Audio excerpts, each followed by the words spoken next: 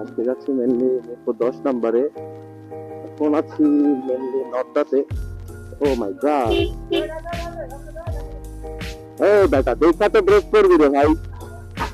যদিও শুরুতেই পারা শুরু হয়ে গেল। ঢাকা শহরে ভাই চলা যে কি পরিমাণ টাফ। তো চলেন আমরা চলতে থাকি। এখন মেনলি আমি শেওড়া বাজার দিয়ে মিরপুরের দিকে যাব।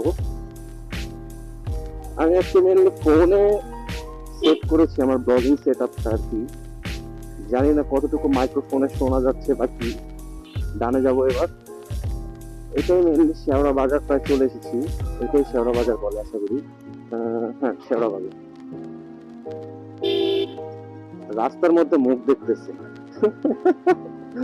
হর্ন দিচ্ছে আর ভয় পেয়ে গেছে। এটা হলো সেই বাড়িধারা ডিএসএস এর একটা গেট, কনভেনশন সেন্টারের। ভাই কে কোন দিকে যাচ্ছে কোনো কিছুই বোঝার উপায় নেই। তো আজকে মানে মিরপুর 10 নম্বরে যে কারণে যাওয়া হচ্ছে সেটা হলো একটা বাইকের আমি কিছু মডিফাই করব। পিছনে একটা শর্ট মার্কেট পাওয়া যায়, রিয়ার ফেন্ডার, যেটা শর্ট ফেন্ডার হেডজেটের। ওটা আমি 2-3 বার লাগাইছি ভাই, কিন্তু তারপরেও মানে পিছনে একটা নাম্বার প্লেটে আমাদের যে ওয়েট, মানে বাংলাদেশের যে নাম্বার প্লেট, রে ভাই এবার বাউলা বলি করে গেল।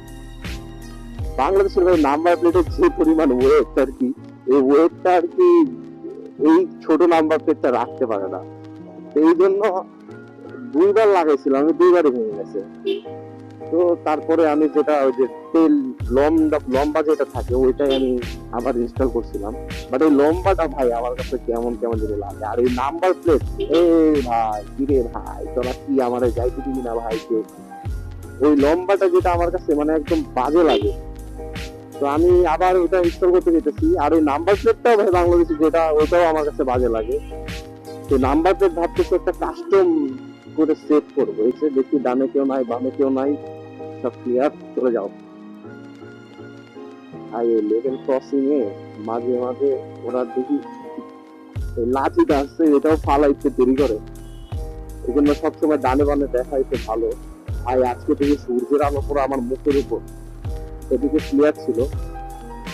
তো এইখান থেকে আমরা বামে ঢুকে যাবো আস্তে আস্তে।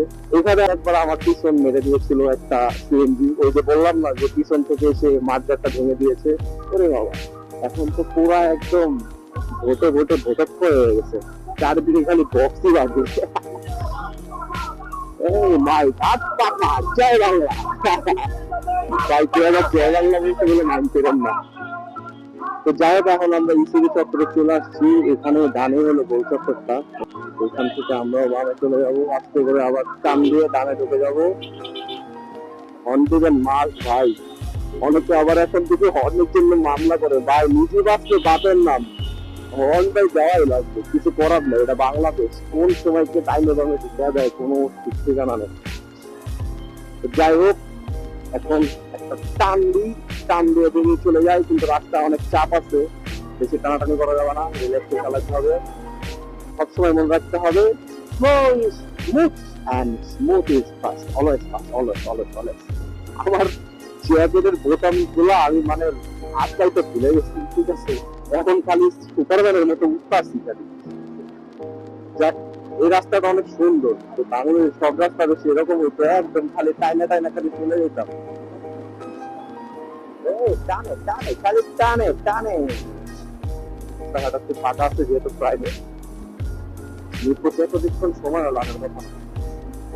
এবার যে আসলাম কেন, এই পাশটায় রাস্তাঘাট একদম ফাঁকা থাকে, বেশিক্ষণ লাগেও না। খালি মিরপুরে 10 নম্বরের আগে যদি কোনো একটু জ্যাম করে তাহলে একটু এই সোজারটা মনে হয় ডানে যাবে, সেহেতু আমি বামে চলে যাই। ইন্ডিকেটর দিয়ে দিয়েছি, চলো চলে যাই। এখানে একটা সুন্দর কর্নারিং আছে, বাট আমি যেহেতু 34,000-35,000 কিলো চালাইছি, আমার টায়ারটা স্টক টায়ার এখনো, মানে মাঝে সাঝে ভয় লাগে ভাই, মানে কোন সময় যে প্যাচ করে স্পিড হয়ে যায়। বাংলাদেশের যে রাস্তা, এখানে আবার জ্যাম কিছু, এই শালারা অটোবা এমন দূর করে রাখে। চলো বাইক আছে, চিপা চাপা মেয়েরা বাইরে যাবো, কোনো প্যারা নাই। এখান থেকে আরেকটা রাস্তা আছে, যারা মিরপুর 10 বা 13 দিকে জানে যে এই বাউনিয়ার এই সাইড থেকে সম্ভবত যাওয়া যায় টেম্পো স্ট্যান্ডের এখান থেকে, লালমাটিয়া, সরি বাউনিয়া। ভাই কে কোন দিকে যাইতেছে কোনো ঠিক ঠিকানা নাই। চলেন আমরা আমাদের মতো বাইরে আছে একটু সেফ চালাই। আজকে আমি সেটআপটা নতুন রেডি করছিলাম। এটা মেনলি ফোন দিয়ে মানে বিগিনার লেভেলে আর কি শুরু করতেছি, দেখি কেমন লাস্টে দেখা যাবে যে কিরকম হয়। আপনারাও একটা ফিডব্যাক দিয়েন যে আমার কোনো কিছু যদি শুধরানো লাগে। আর এখানে একটা মাউন্ট সেট করছি, এটার জন্য মানে ভাইজারটা না অল্প একটু খুলে আছে, এই জন্য ভিতরে একটু বাতাসটা ঢোকে। অটো রিক্সা দিয়ে বাংলাদেশ পুরো ঘুরে গেছে, কে যে কোন দিকে তাকায়, কে যে কোন দিকে টানে, কোনো ঠিক ঠিকানা নেই। তো ভাবতেছি আগে বাসায় যাবো, পকেটে কিছু ক্যাশ আছে, তো ওই ক্যাশটা আগে একটু ফেরে আসতে হবে। এখন ভোটের আগে ভাই বলা যায় না কোন সময় কোন জায়গায় ছিনতাইকারী ফেরা ফেলা, কোনো ঠিক ঠিকানা নাই। এই ক্যাশ গুলো একটু বাসায় ছুঁয়ে তারপরে আমি তো 10-এ যাবো। 10-এ গিয়ে একটু হালকা মডিফাই করবো, মডিফাইয়ের ভিডিও আপনাদের সামনে আসবে অবশ্যই। মাই গড, এখানে একটা কিসের জ্যাম! এই যে বলছিলাম না যে মিরপুর 10-এর কাছাকাছি বা 12 কালসের কাছাকাছি আসলে মানে একটা জ্যাম হবে। শুক্রবার এই অবস্থা রাস্তাঘাটে, তাহলে অন্যরকম কি অবস্থা হয়। তো সমস্যা নাই, আমাদের কাছে বাইক আছে, ট্রেনে বেনে চলে যাবো, কোন দিক দিয়ে বেরিয়ে যাবো কোনো ঠিক ঠিকানা নেই। এই বাম দিক দিয়ে দিকে চলে গেলাম একটানে। কিন্তু ভয় লাগে ভাই, এই যে অটোগুলা কোন সময় কোনো সিগন্যাল মিগন্যাল নাই, এই যে থাইমা গেছে পুরা, এই আবার তুলে গেছে বামে, ওই আবার ঢুকতেছে ডাইনে। যাই হোক, আমার মনে হয় বামে থাকা উচিত ছিল, ভুল করছি। থাক, চলে যাবো বাম দিক দিয়ে আস্তে আস্তে বেরিয়ে যাই। আমি সবসময় বাইকারদের জন্য একটা লেন এমনি খালি থাকে। ভাইয়া রাশ চালাও, রাশ চালাও। এই গাড়িগুলা আগে খুব দেখা যেত, এখন আর কোনো দেখাই যায় না। আমি একটু বাম দিক দিয়ে যাই।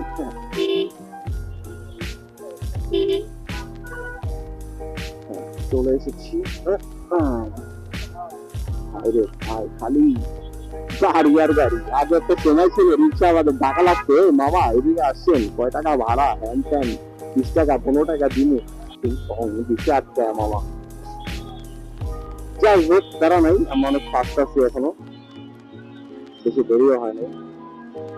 এখান থেকে একটা সিগন্যাল করে দিচ্ছে, ডানে দিয়ে চলে যাওয়া যাবে।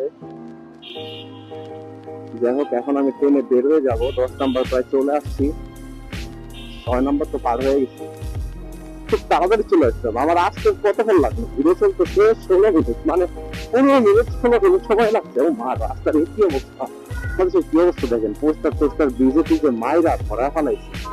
যা যখন একটু দেখে শুনে যাই, কথা না বলি। বাসের জটলা সামনে গিয়ে দেখবেন মানে ফুল ফাঁকা, এখনই দেখা যাচ্ছে। এখানে আর্মিরা কি করতেছে আমি বুঝলাম না, পাহারা দিতেছে না কি? দেখেন সব বামে খেয়ে দাঁড়া যাচ্ছে, আর ডাইনে ফুল রাস্তা ফাঁকা। চলে আসলাম আমেলল, এখানে একটা ইউটার্ন পার হওয়ার পরেই এখানে আবার রঙের সব গাড়ি ঢুকে এই পাশে, ওইখান দিয়ে একটু পর যাবো। এখন বাসার দিকে চলে যাই, আর একটু পর আবার আসতেছি, জানি না ভিডিও কখন আপলোড দিব। আসছি ইরমা মোটরসে, যে পরিমাণ ভিড়, আশেপাশের দোকানে সব মশা মারতেছে, আর ইরমাতে সব ভিড় খালি। আমার বন্ধু হামজা আছে, ভাই কি পাঠাইছেন আনতে? ঠিক আছে, বার্গারটা পাওয়া গেছে, শর্ট ফিন্ডার, এটাই তো ভাই নাকি বড় ভাই? আচ্ছা ঠিক আছে, তাহলে কাকা 300 রাখেন নাকি? হ্যাঁ, দে টাকাটা। ইরমা মোটরসে বার্গারটা পেয়ে গেলাম। 300 রাখেন ভাই। মামা রাখেন রাখেন, মার্কেট কিনা শেষ, এখন মার্কেট নিয়ে যাচ্ছি নাম্বার প্লেট একটা বানাইতে। আমার ফ্রেন্ড হামজা অনেক খুশি, সে বাইক কিনতেছে কয়দিনের মধ্যে। মিরপুর মোটর গলিতে চলে আসলাম, নাম্বার প্লেটের জন্য এইগুলোটাই বিখ্যাত। এখানে একটা মানিক মামার দোকান আছে। হ্যাঁ জি, ইয়ামাহা। এখানে একটা মানিক মামার দোকান আছে, দেখি কত কি নেয়, আশা করি 200-300 টাকার ভিতরে হয়ে যাবে। অনেক রকমই আছে, কোন ধরনের নেব, এগুলো মনে হয় ভেঙে যাবে খুব সহজ।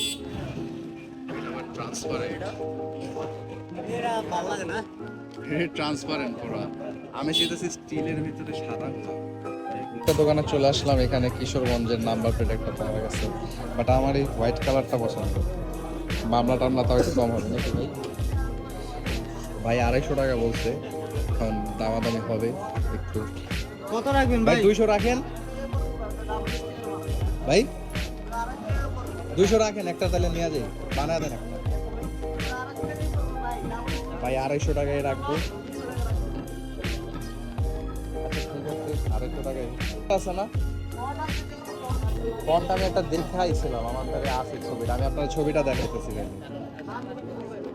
এটা শর্ট থাকলে এরকম ভালোই লাগবে নাকি? হুম, পারফেক্ট না? এই সাইজটাই ভালো। যেটা ছিলাম পুরো এই কোয়ালিটি কালো, এটাই সুন্দর। চলো এই দুজন যাই, বুঝে দিই। আমজার জন্য হেলমেট নিয়ে নিলাম একটা, নাম্বারটা 250 টাকা, 285 টাকা বিকাশে মাত্র আছে ছেলে। একদিনে 2 বাকি। এখানে মাঠগাট নিয়ে আসছি, ফ্রেন্ডের কাছে লাগাবো গাড়ি। এখানে 10 নাম্বার সুন্দর আছে, মানে কম দামে। এখানে কাজ শুরু হয়ে গেছে, ছোট মাঠগাট লাগানো হচ্ছে।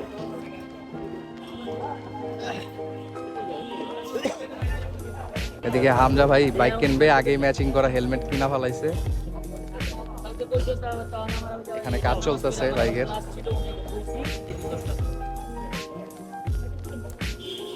এলটিডি হয়ে গেছে পুরো বাইকের। ভিডিও কোন খালি কি ফেসবুক পেজ আছে নাকি? হ্যাঁ আছে তো, ফলো দিবা, সাবস্ক্রাইব করবা। ফেসবুক না ইউটিউব? দুইটাই, সব লাগবো।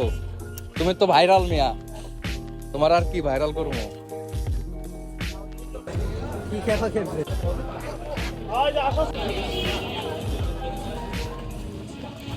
লাগানো অলমোস্ট রেডি। নাম্বার প্লেটটা খুলে ফেলা হয়েছে, আগেরটা পুরা ক্লাম সহ। এখানে আবার অরিজিনাল সেটআপের মতোই পুরো লাগে যায়, এটার জন্য কোনো প্যারা নাই। কারগুলো মোটামুটি একদম অ্যাকুরেটলি লাগে, সুন্দর লাগে। হাতের কাজ জমা থাকলে কোনো সময়ই লাগে না, একদম অ্যাকুরেটলি গেছে। ফাইনাল লুক, ফুল টেল রেডি হয়ে গেছে। একটা মাল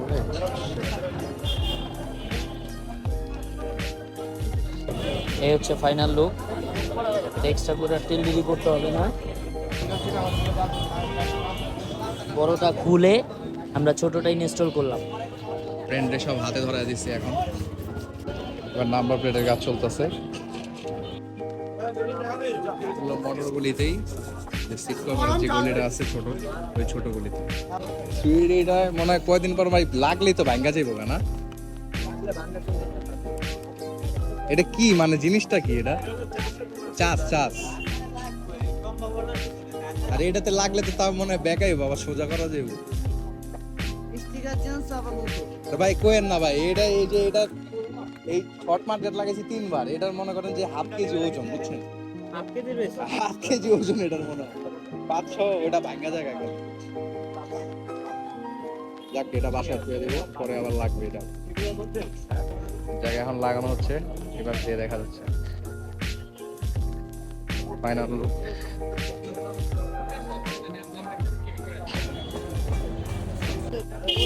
ভাই থ্যাংক ইউ, অনেক ধন্যবাদ।